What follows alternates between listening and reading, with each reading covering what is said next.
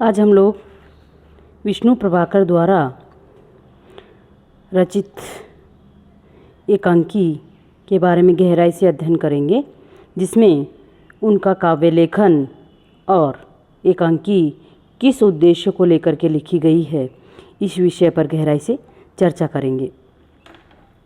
विष्णु प्रभाकर, जो कि हिंदी के जाने माने एकांकीकारों के रूप में जाने जाते हैं, उन्होंने अपनी एकांकियों में फ्रायड की जो मनोविश्लेषण पद्धति है, उससे वो प्रभावित होकर मनोवैज्ञानिक दृष्टि से उन एकांकियों या अपनी एकांकियों में उन्होंने इस विषय पर गहराई से सोचा है या लिखा है।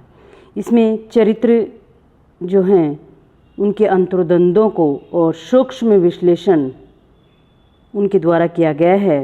विष्णु प्रभाकर का जन्म सन 1922 में हुआ था। विष्णु प्रभाकर लेखन में जो हैं अपनी सामाजिक जीवन की सशक्त अभिव्यक्ति को लेकर के आते हैं। चूँकि ये गांधीवादी विचारधारा से प्रभावित थे, इसलिए इनकी साहित्य में हमारे भारतीय परंपराओं की जो शुद्ध सांस्कृतिक दृष्टि हमारे सामने उभर करके और आती है। मनुष्य की असीमित आकांक्षाएं और असंख्य पीड़ाएं जीवन में होती हैं, और जिनको कि ले करके ऐसे विषयों पर सोचते हुए विष्णु प्रभाकर ने अपनी लेखनी उठाई थी।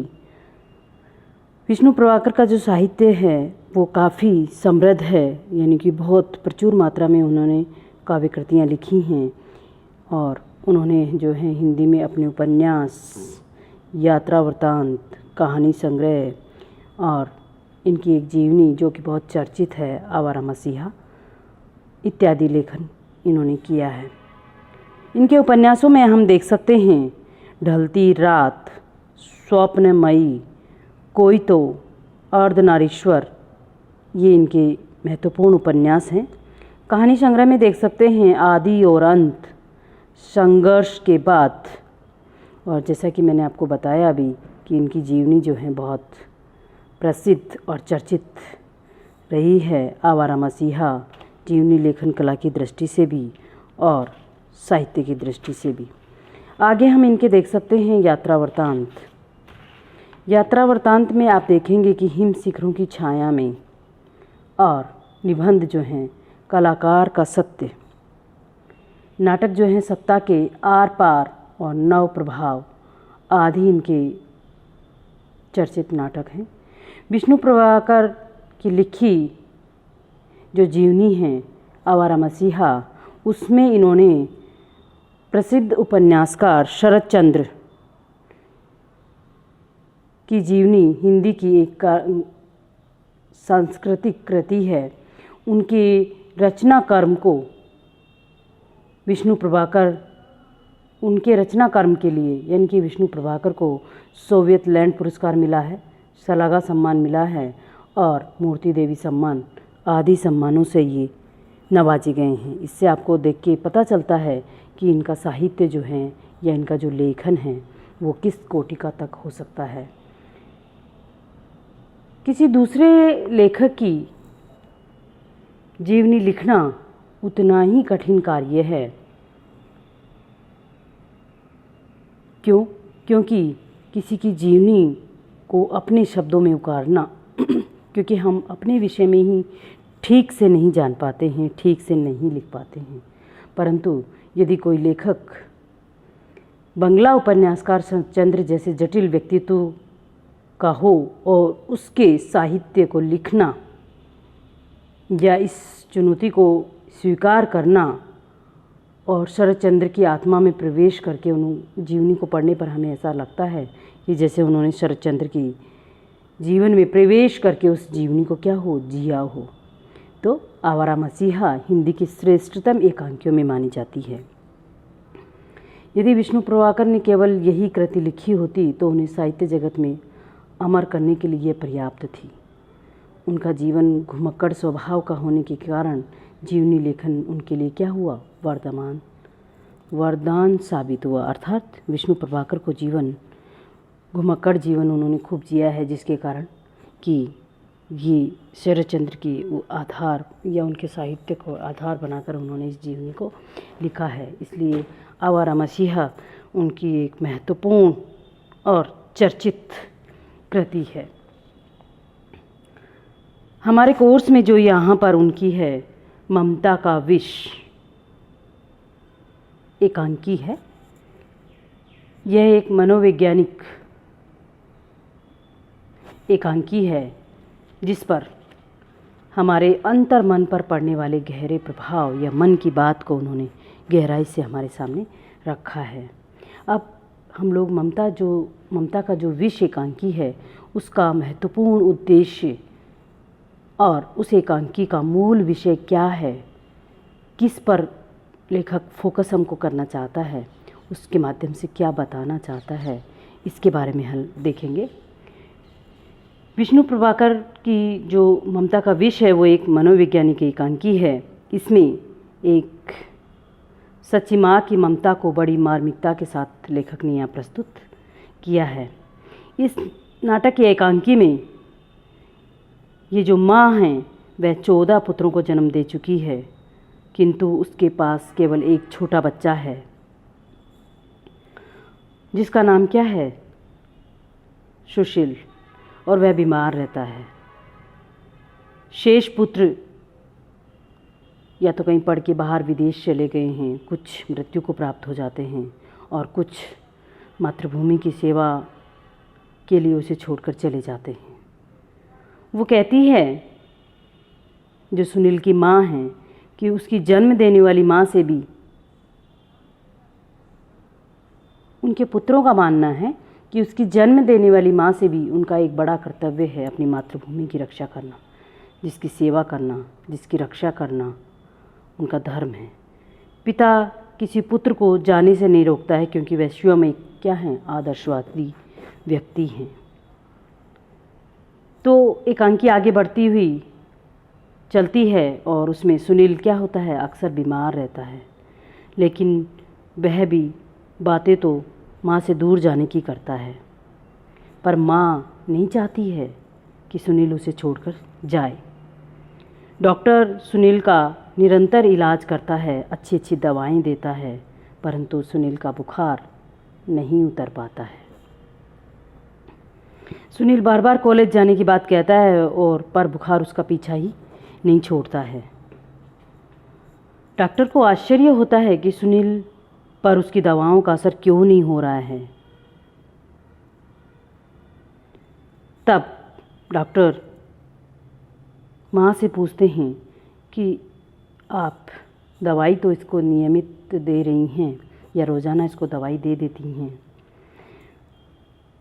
तो माँ कहती है, हाँ, मैं तो जैसे आप बता के जाते हैं वैसे इसको दवाइयाँ दे देती हूँ, परंतु पता नहीं क्यों इसका बुखार उतर ही नहीं पा रहा है। डॉक्टर साहब, क्या वजह है? डॉक्टर साहब के सामने वो बनावटी बन कर के और उन बातों को टालती रहती है। फिर डॉक्टर को कुछ शंका होती है तो वह रात में छिपकर एक बार उसे देखना चाहते हैं कि सुनील को उसकी माँ दवा किस प्रकार से देती हैं, किस प्रकार से उसका ध्यान रखती हैं। इस संदर्भ में डॉक्टर साहब उसके पिता से इस बारे में बातचीत करके और चुपचाप एक पीछे बड़े कमरे में उसकी देखभाल के लिए चुपचाप छुप जाते हैं। और देर रात तक वे देखते हैं कि एक नारी की छाया सुनील के पास आती है और उसकी सारी दवाओं को चिलमची में फेंक देती है। डॉक्टर को उसका रहस्य समझ में आ जाता है। क्यों? क्योंकि वह माँ नहीं चाहती कि सुनील उसे छोड़कर जाए, इसलिए वह उसे दवाएं देती ही नहीं हैं। अपनी ममता के वशीभूत होकर के, और वह ऐसा करती है। डॉक्टर सुनील के पिता से कहते हैं कि सुनील से पहले तो उसकी माँ का इलाज करना है। क्यों? क्योंकि वह ममता में इतनी अधिक रम और बस गई है कि वह अपने पुत्र का भी क्या करना चाहती है, अहित करना चाहती है। इसलिए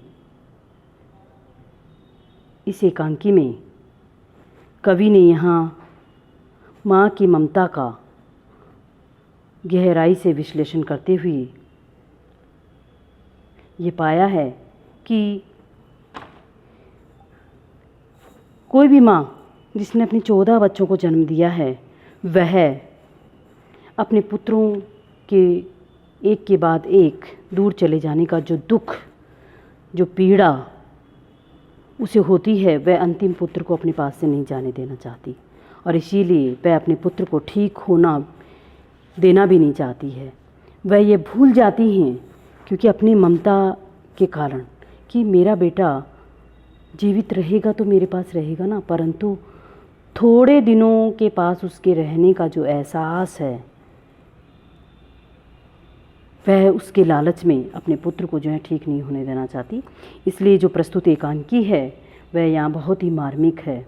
इसमें संवाद छोटे छोटे हैं परंतु क्या हैं, प्रभावशाली हैं। इसलिए लेखक हमारे सामने इस एकांकी का सामाजिक पक्ष, जो कि हमारे समाज में दैनंदिन देखने को हमें मिलता है, को हमारे सामने उजागर किया है और एक समस्या हमारे सामने बताई है।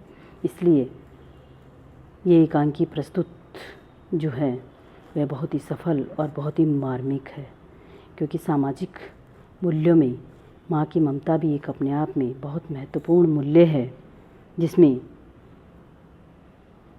लेखक ने एक माँ के मन को भीतर तक टटोलने की कोशिश करी है और उसकी पीड़ा को हमारे सामने रखा है। इसकी जो महत्वपूर्ण पात्र हैं वो आपके सुनील की माँ और उसके पिता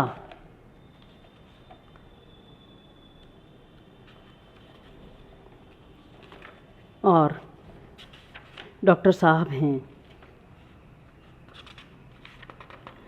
जो कि इस एकांकी में अपना दिखाते हैं प्रदर्शन। यहाँ सुनील है, सुनील की माँ हैं और सुनील के पिता हैं और डॉक्टर साहब हैं। तो ये एकांकी इस प्रकार से संक्षिप्त रूप में मैंने आपके सामने रखी है और इसका एकांकी के जो क्वेश्चन हैं वो हम लोग देखेंगे या मैं आप लोगों को नोट्स के द्वारा प्रस्तुत कर दूँगी।